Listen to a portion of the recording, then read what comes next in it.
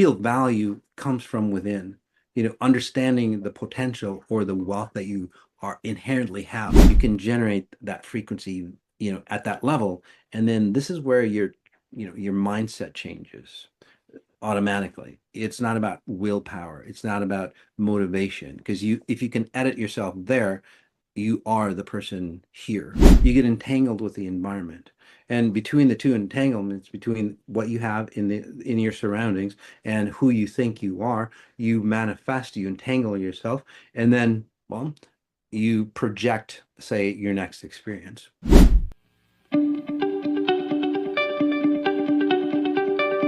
What one key piece of advice would you like to give to all the entrepreneurs watching and listening today? Expand your identity beyond, say, suffering, beyond burnout, beyond, say, the traditional ways of creating success. Hey, and welcome to another episode of the Business Growth Show. I'm your host, Ethan Cassiotis, and today I have an awesome guest. His name is Masati Sajady, and he is a visionary thought leader and the CEO and founder of Exponential Intelligence Science, a groundbreaking field dedicated to the study and application of dimensional consciousness for the advancement of humanity. And with a profound focus on eliminating human suffering and awakening consciousness, Masati leverages his unique understanding of quantum physics, space-time, and the power of frequencies to guide individuals toward profound transformation. And having experienced 3 near-death experiences, Masati emerged with extraordinary abilities and knowledge far ahead of our time. These experiences ignited his passion for exploring the deeper realms of human potential, leading him to develop Exponential Intelligence, XI, a transformative methodology that empowers individuals to achieve real-time life changes. And through XI, Masati works on the core frequency level, hoping to redesign and reprogram one's blueprint to materialize fast, tangible results in all areas of life, including health, wealth, relationships, and spirituality. And over the past 14 years, Masati has shared his expertise with a global audience, reaching over 100 countries through his speaking engagements, podcasts, and personal sessions. His work has consistently led to life-altering results, with countless testimonials attesting to his ability to clear layers of distortions, awaken latent potential, and manifest abundance effortlessly. Welcome, Masati, and thank you for being on the Business Growth Show. Ethan, thanks for having me. You're welcome, mate. I'm sure it's going to be amazing for everyone watching, listening today. And you are a successful entrepreneur. So for those people who don't know who you are, introduce yourself by telling us a little bit more about you and your journey. Sure. So basically what I do is, I literally help high performers unlock exponential intelligence and, what I call basically intelligence evolved.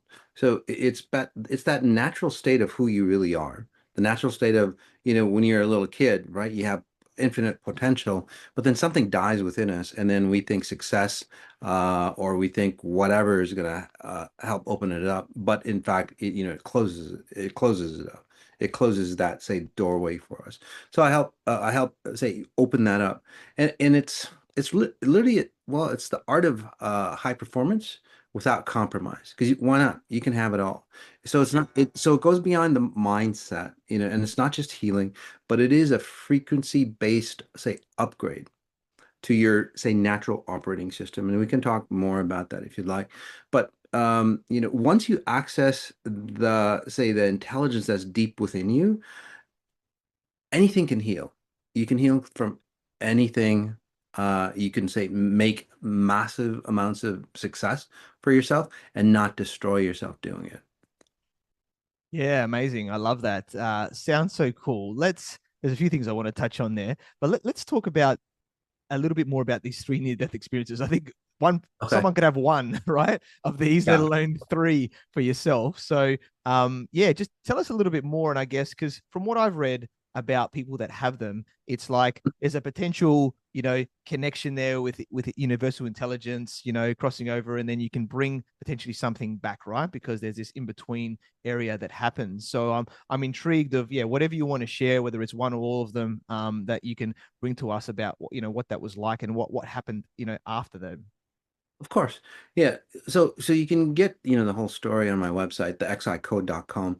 But, the first near death really allowed me to understand who we really are or what our potential is. Because most of us, we're kind of blind to understanding what really potential is. So we think it's, making $1 billion, or we think it's, succeeding in, being a top performer, or being an athlete, or whatever it is, somebody famous. But, I work with a lot of those people, and well, they never feel fulfilled, and that's why they actually come to me.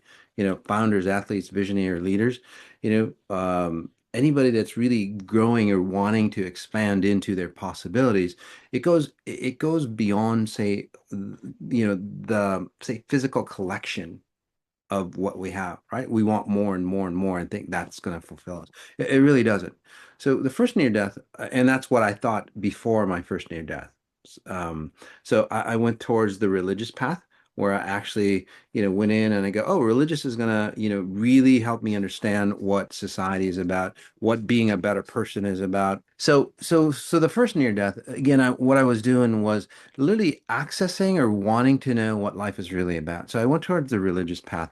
And that religious path, I found out that, there's a lot of religious people. They're very kind, very gentle, or maybe not, but, they had the same problems as anybody else. So it didn't really work out. I'm going, and then I went towards the success path, so I figured, if I make, $1 million, I'll be set.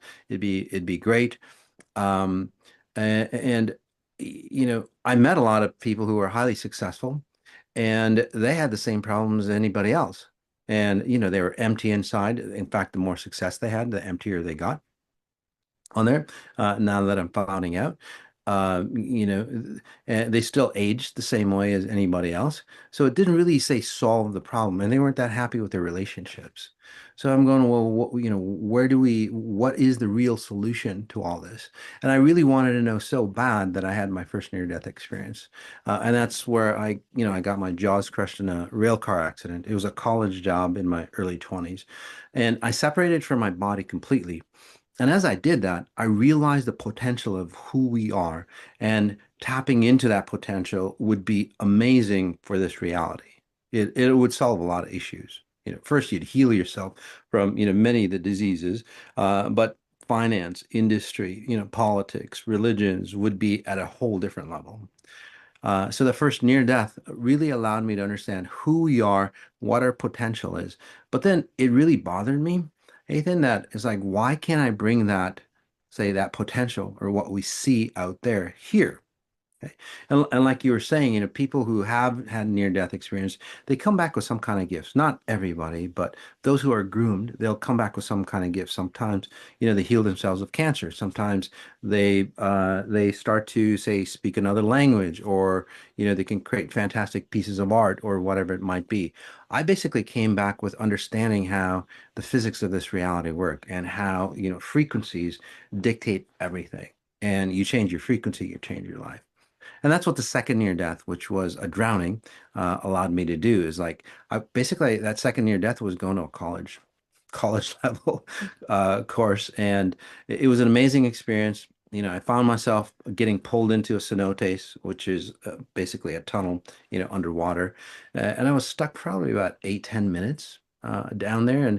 But at that level, I found myself with infinite possibilities again, and time did not matter. So I started to understand what, quantum physicists are getting into, just literally brushing the surface, scratching the surface on how quantum, entanglement works, quantum identities, all those concepts that are out there, actually I do. I don't know if you've seen Doctor Strange, or a lot of those movies that talk about the quantum realm, altered states and all that. Well, basically, that's what I do for people.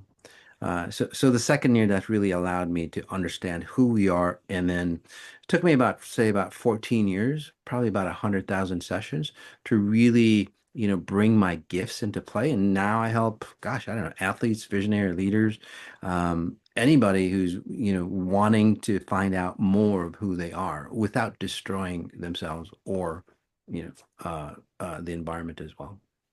Yeah, amazing. I love that.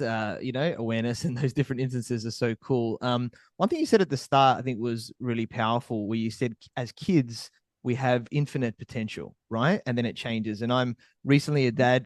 At the time of this recording, my son's 8 months old, and Ah, really okay. giving him a lot of positive beliefs because of my growth and awareness, right? That I didn't get from my parents because they were just unaware, right, of what we know So, today. So I'm aiming to have the least amount of resistance for him growing up, right, and give him that area to grow and flourish into what he can create.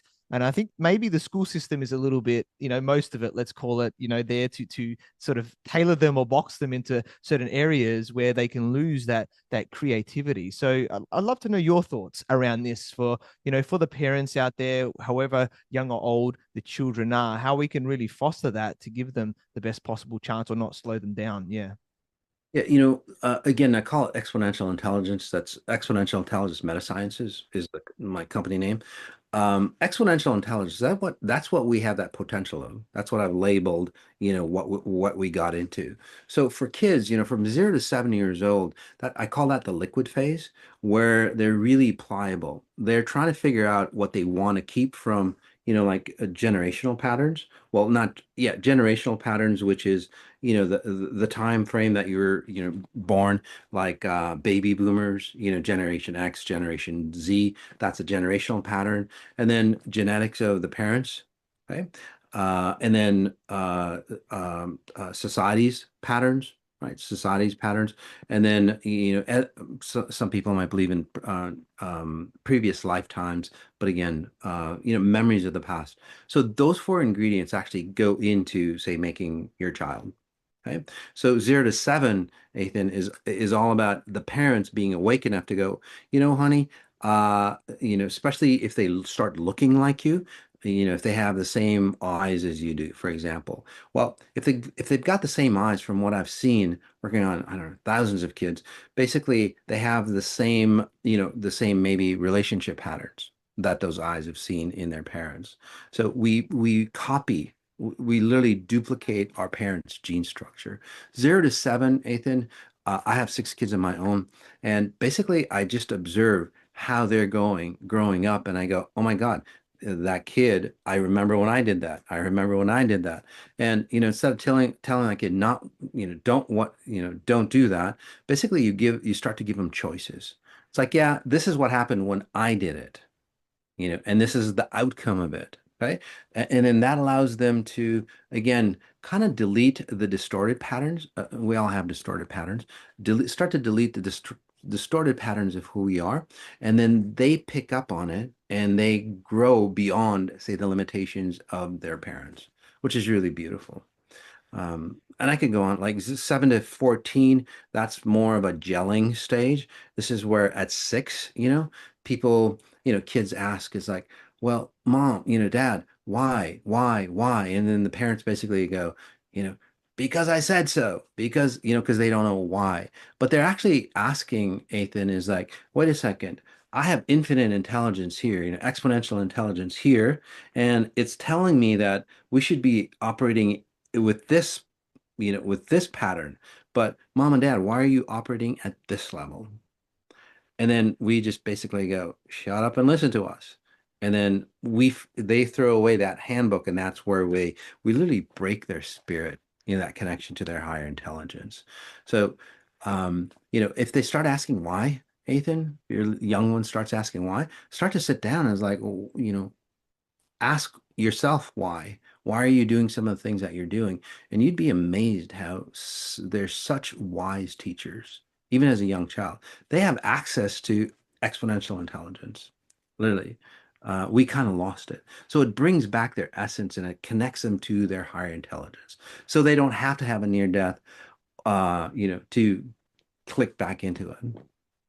Yeah, amazing. I love that. Yeah, they're definitely reflections, just like a partner is, like there as well on bringing out stuff. I find right there two Yep. things that we need to work on, and yeah, the awareness that I have now is massive, right, on that, and everything obviously does the best that they can with what they've got. That's always what it is. We're all at different levels. We're always growing, ideally, if we have that focus. So we'll do the best that we can over time. So I love that element of yeah, how to look at those situations with kids. I'm sure that can help a lot of people here that have them or planning to have them.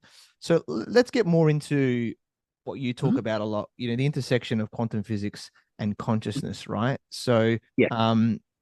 yeah, I love quantum physics. It's been, researching it a lot, and a lot of people, know about the Newtonian way, cause and effect, and the standard way of things, which has laws. But the quantum world is very different, where time is not linear, right? And everything is connected, basically, from the way I see it. And we can, yeah, compress things. We can, it's like when you think of someone and then they call, or these types of things that happen, right? Because we're extremely connected. So yeah, tell us a little bit more, I guess, about quantum physics, and how that connects to consciousness initially, before as we get deeper into this, yeah, topic.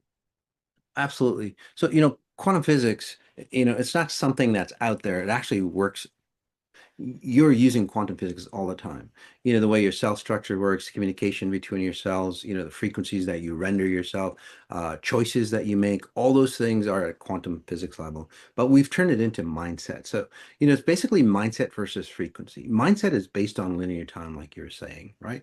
And, it's got the limits of affirmations, or therapy or traditional coaching, whatever that might look like. And you can't really solve a lot of the problems with just mindset, because the problem didn't start in physical time. It started back here. It started back into your, say, the intelligence that created you before you even had a brain, before you even had a single cell. There was a blueprint for you. Where did that blueprint come from? There was a coding there. So what I help you do is literally go into that coding. And the way you do that is not through mindset, because again, that was there before your mind. So you have to start to understand the world of frequencies.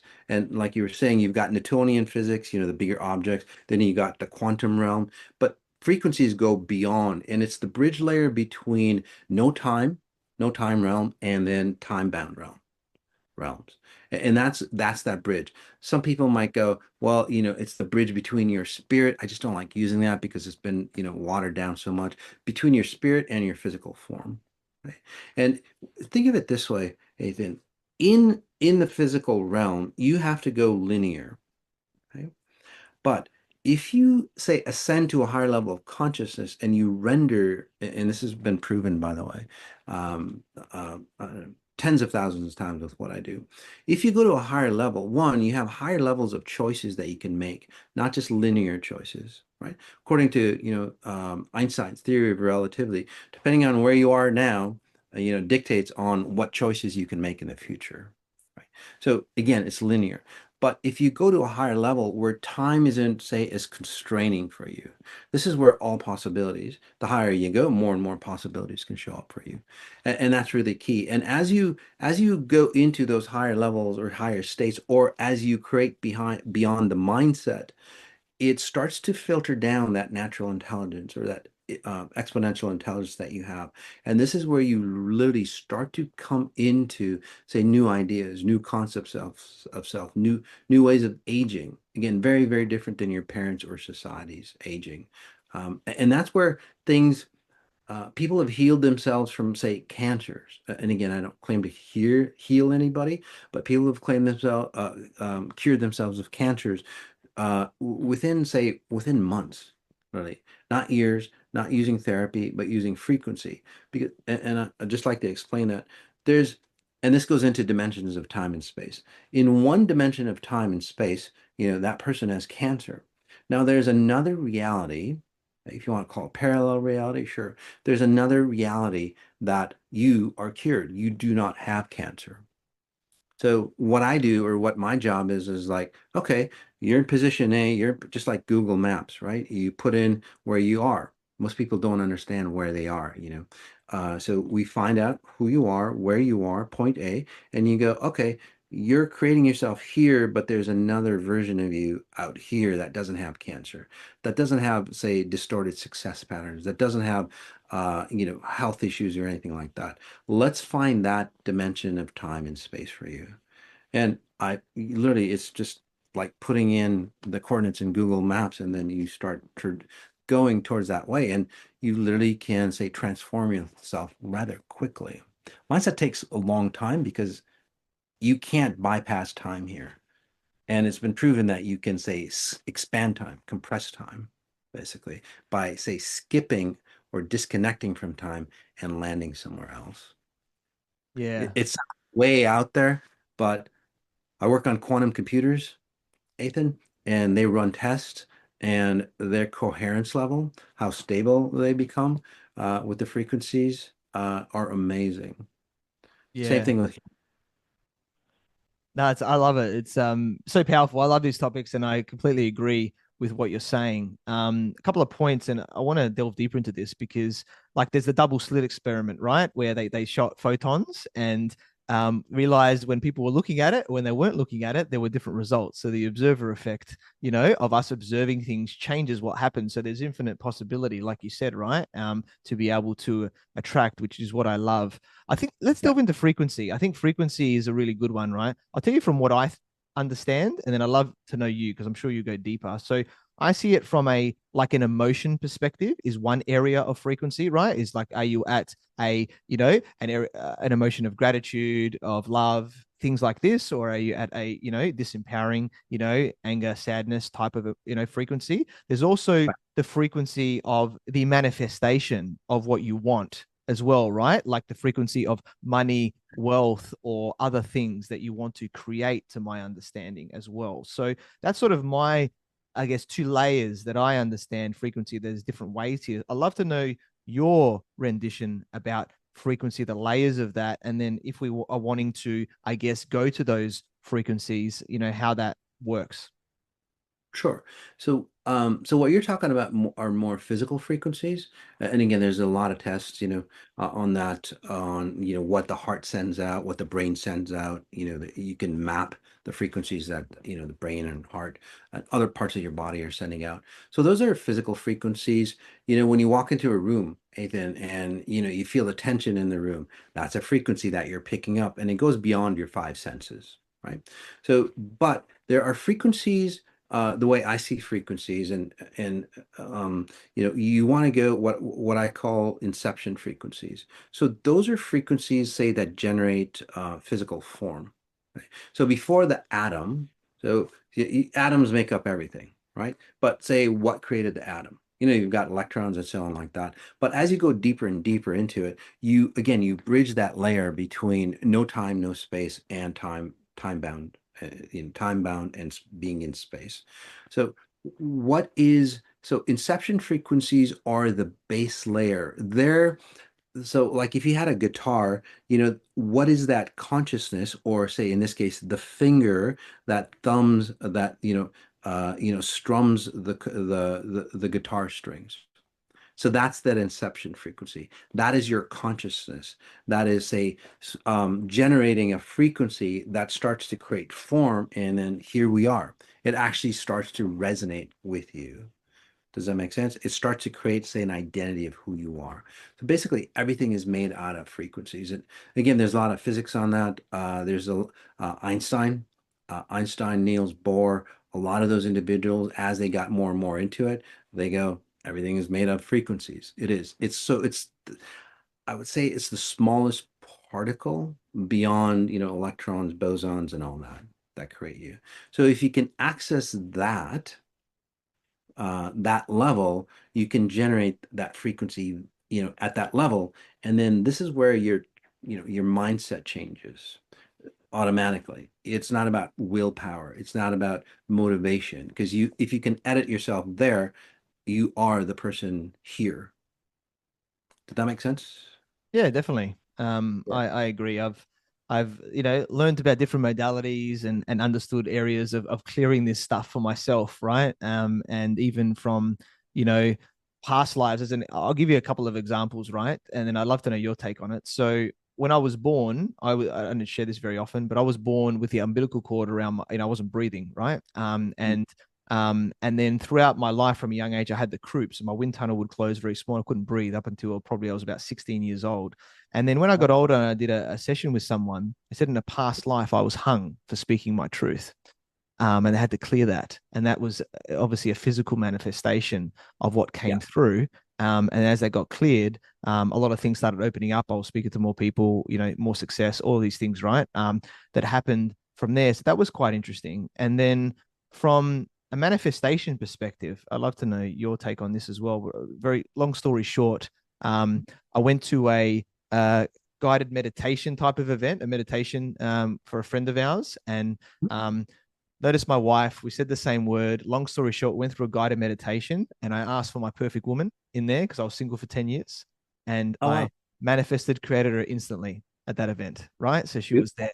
So Mhm. doesn't always happen instantly, right? But it was like I was in the right, obviously area. I was at the right time in my life, everything like that, and that happened. And it's been amazing, ever since like that. So let's talk, I think, a little bit more around that sort of side of things, like being in Mhm. that right state, removing the resistance, and then being able to manifest and create, what we want. Right. So, when you talk about, in your previous lifetime, you got hung.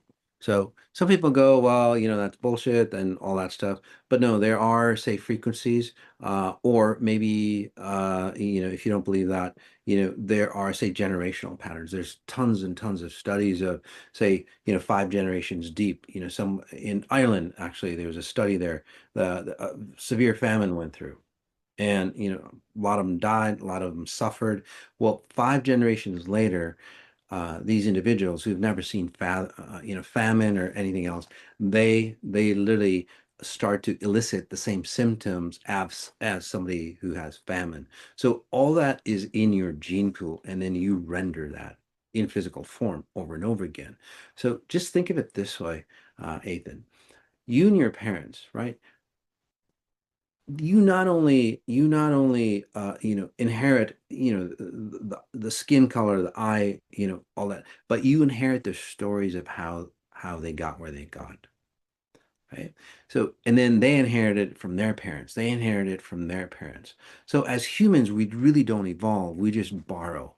So if you go 18 generations back, Ethan, you've got over 1 million people that had to get together that to create you. That's a lot of, say, stories that are in your genetic coding. What nature does, basically, every generation looks at the black box, the black box in airplanes, literally. It's like, okay, what did we do right in the previous generation? What did we do wrong? Let's update what we did right, get rid of what we did wrong, and then that is get pulled over into the next generation. There's no connection between the last generation, the new generation. It's just solid. There's no, say, experiences, there's no distortions, there's no heartache, traumas and all that are deep within us. It's just clean and pure signals or frequencies. Humans, because of free will, what they do is literally, I'll have what mom and dad's having and I'll take their stories with. So a lot of people, they run stories of, the past, however you want to call it, right? They run the stories, and we're still running it today. The tragedy, that happened in Germany, it's still alive today. And that happened, what, 70, 75 years ago?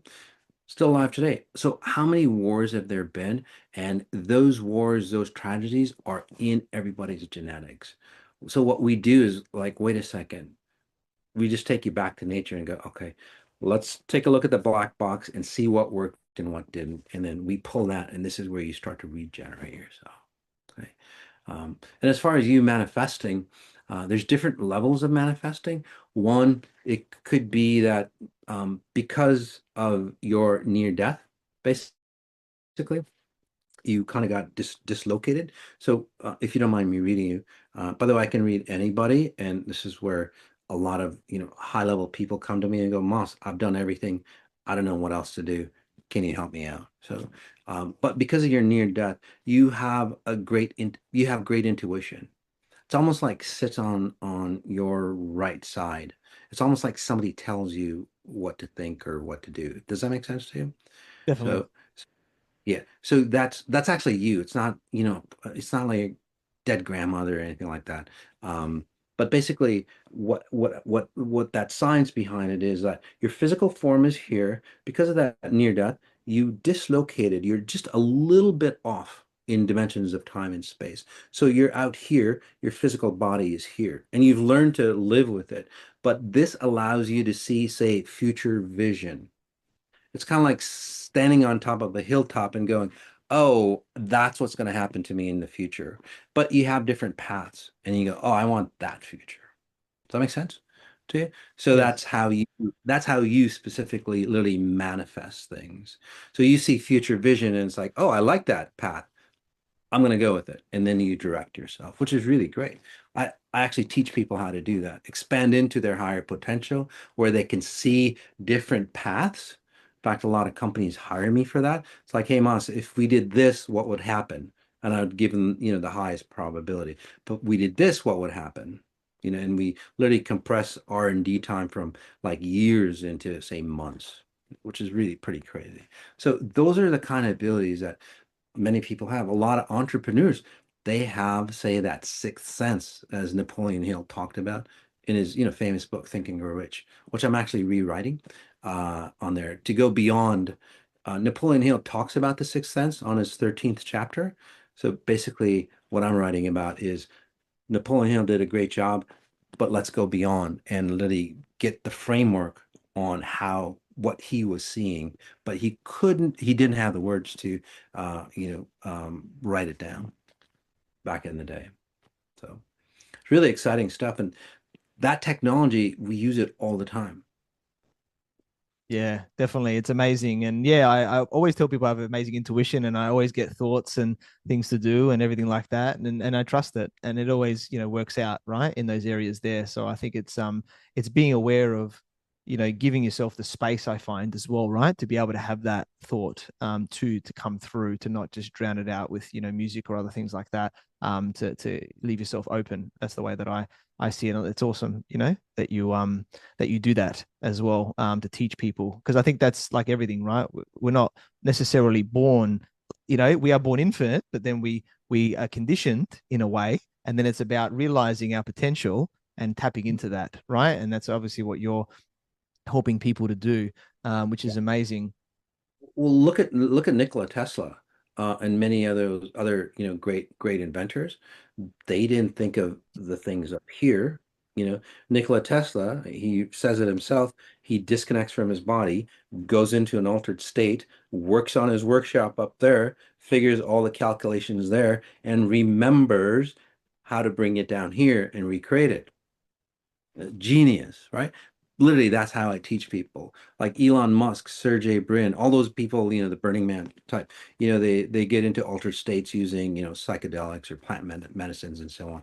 With XI, we actually take people further into those plant medicine journeys because we give you, the rudder and a motor. Because a lot of times, people get into altered states and they just don't know where they are going because there's no rudder, there's no motor. They're just in the sea of consciousness. So we train them to go into those realms and go, oh, this is the realm that I want to tap into, and I can bring that information here. So that's an altered state situation, but you don't need like plant medicines to do that. You can actually train yourself to go into those spaces on your own and live from that space the way I do. Yeah, amazing. And is that connected to, DMT? Because obviously we dream and it naturally occurs in our brain and things like that, to be able to tap into that through our third eye and everything, into that other area. Is that sort of tapping into that potential, I guess, for us to see and change, or is it something a little bit different there? No, it's very similar. DMT allows us to basically numb our systems so we're not as anchored in space and time, right? So we basically dislocate. We get into altered states, and then we disconnect from the physical form. We access our consciousness somewhere up here, out there, wherever that is. Some of us have great journeys, but the thing with DMT, and this is what how we teach people. We actually have a course called Mindscapes Unleashed on how to do psychedelics, right? As a note. But what you want to do a lot of times when people, especially when people do 5-MeO DMT, they go up to those higher levels, but then they drag their distortions with, and it's a harrowing experience. It might be beautiful up there, but then they go, "Oh my God, what have I done? This is my potential," and basically I've bastardized it, by living the way I have, and it becomes a harrowing experience. I don't know if you know Joe Rogan, but he doesn't like DMT because he doesn't know actually how to disconnect and leave his baggage behind, because that's what DMT is supposed to do. Takes you up there, you get a clean version of who you are, you come back down and you create yourself that clean version in physical form. So, Yeah. um, Very yeah. interesting. Awesome. So let's talk a bit more about mechanics now, right? And I know there's a couple of things like entanglement, superposition, yeah, on that and human thought and behavior. So tell us a bit more about this with yeah, spiritual consciousness based practices. Yeah. Um, and like I said, I work with quantum computers, and the big mistake in the quantum computers is literally the same mistake that we have raising our kids. Okay, so in quantum computing, well, in normal computing, a bit there's a 0 bit, there's a 1 bit. Okay, so qubits are basically 1 bit that can be both one or the other, right? So they're in superposition. So, but again, there's only two positions, but essentially that electron can have millions of possibilities, just like a kid. That kid can have millions of possibilities, but as they age, I call it the event horizon. As they age, well, the limitations of what you can, disappear, and you're bound to where you are or what you have, where, socioeconomics and so on, and then that's where you make that choice, right? You come into, say, physical form. Does that make sense for you? Yeah. Okay. So in this case, so you have millions of possibilities up here, and as time and space go by, well, every time, time as time moves, those possibilities basically narrow down for you on what you can do. And that it creates enough time goes by that there's a moment that has to happen, that event horizon, where it has to flip into, instead of possibilities, it has to turn into physical manifestation. And that's where you make that choice. That's how quantum computers work. That's how, say, your life's trajectory works, by the way. You really didn't choose to be somebody or make something. You just went through the possibilities that you had. And with each passing day, those possibilities got limited and limited and limited till you were forced to make, say, one choice or the other. Same thing. So in that case, why don't we make your choice up here? And the subset of choices that you make is really important, because a lot of the choices that people make come from, again, their parents, society's patterns, generational patterns, and so on. So literally, we make the same choices as our past. In this case, it's like, wait a second, there's a whole subset that we didn't even look at. Let's go to this subset and make those choices. And as time goes by, you make a better choice. So that's how, say, superposition works. Okay. Beautiful. And then yeah, and then quantum entanglement, like you were talking about the double, the double slit, in the way I explain it, or XI, and it actually goes into a lot of the, say, holes of gravity, and all those theories that, well, has a lot of holes in quantum. With XI you can actually explain it. Entanglement is, when an observer comes in, and that observer could be a camera, by the way. It doesn't really matter. There's always an observer in consciousness or in nature. So in that case, an observer gets entangled with the electrons, and it dictates according to, say, the observer's thoughts and ideas or concepts of what they believe that reality is about. It'll manifest itself, in this case, on an electron, on the film, there. It's the same way when you render your reality here as humans, right? You get entangled with the environment. And between the two entanglements, between what you have in your surroundings and who you think you are, you manifest, you entangle yourself, and then, well, you project, say, your next experience. What XI teaches you literally is like, wait a second, how am I entangling myself with the environment? That's really key. And it goes beyond your brain. You start to become an observer on how your mindset works, which goes beyond, say, like motivational psychology and all those things that, Tony Robbins, Joe Dispenza, and all those great people, they have great content. But this goes, this, just like Napoleon Hill, this goes much, much deeper, and it's a very deep complement to, those success mechanisms that those great people teach. Yeah, amazing. On and Um, on. yeah, I love it. And I want to do something just quickly topical on the show, right? Because obviously this is the business growth show, and I'm very big on like the business only grows as well as us as a person, right? And how we evolve over time. And what you're talking about is that, right? Is removing those elements of us and being able to be our truest self, right? In here. Right. And if we choose to do that, in our life's mission, let's call it, to be able to help people in whatever way that it is through business. And then, through that fulfillment, we also create success, we can create money, we can create wealth, right? And everything from that. So, what is something that you can share around that path, around creating that success, that money, that wealth that we should be thinking about or doing there to live that life? Yeah, well, the biggest thing is wealth is a remembrance. Many people think that they're in lack and they have to say reconnect or have that wealth.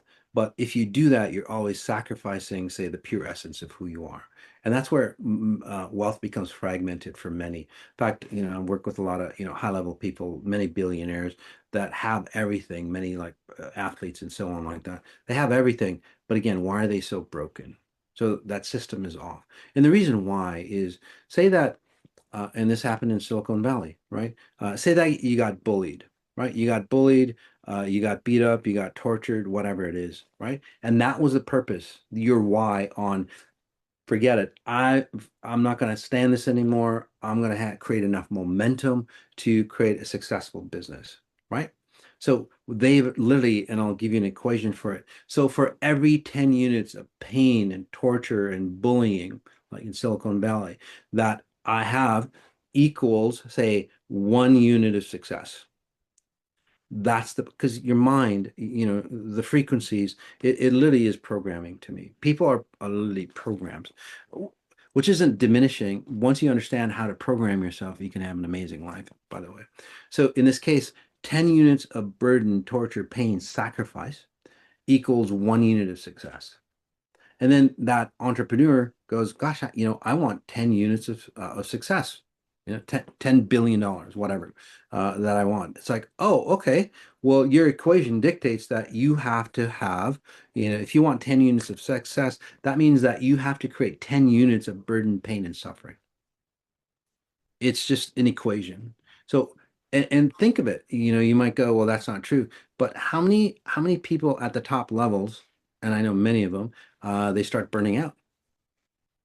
They totally start burning out. Many women who are successful, they lose their identity of being female. They come to me, it's like, Moss, I don't feel like a woman anymore. I've made billions, but I just don't feel like a woman anymore. Or, they start getting distorted. They start getting power hungry. Another billion, 40 billion isn't enough. I need more, and more and more. Say the Jeff Bezos scenario, where they want more and more and more. It's because they've given most of, say, their essence to create wealth here. What you want to do is reverse that. It's like the more I can let go of my pain and suffering equals, say, 1 unit of success. So in this case, you want 10 units of success.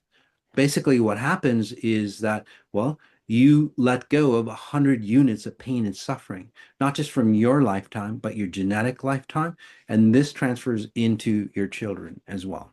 And that's how we transform realities. That's how we transform societies. And if you look at current wealth, though, look at current wealth, you know, the legacy that people, leave behind destroys them in 1 or 2 generations. They can't hold on to the wealth. Plus, all the abuse and all the trauma that they went to create that wealth, well, they pass it on to their kids. And with each generation, it gets worse and worse. And if you don't believe me, look at today's society. And there's no value in the money that they make. That's why, there's companies now that are worth trillions of dollars. You have to ask yourself, Ethan, how does a like say a $10 billion company overnight turn into a $1 trillion company? There's no way that that value went up like that. It's just that value of the money decreased, so we just print more money. That's not real value. And we're starting to see that. So real value comes from within, understanding the potential or the wealth that you are inherently have. And as you do that, Well, what will happen for you is that you resonate like that. Your frequency sends that out, and you naturally create wealth the way, say, natural intelligence would create wealth for you. Yeah, amazing. I love that. That was extremely powerful. And I know you've got a Gaia, which is another streaming platform that's more conscious platform. Let's call it. I've watched many series, and a lot of people know about it. It's coming more mainstream though, which is great as well. Do you want to talk a bit quickly about the series that you have on there as well? Yes. Actually, yeah, it was Gaia. God, I forgot. I do so many interviews, but God, I forgot the name. Just give me a second. God, Beyond Belief. Yeah. So okay, so let's just start over, cut this out. But yeah, so Gaia, if you go to Beyond Belief, I was interviewed there, and it's really a great interview. It goes deeper into, the logic or the science behind exponential intelligence.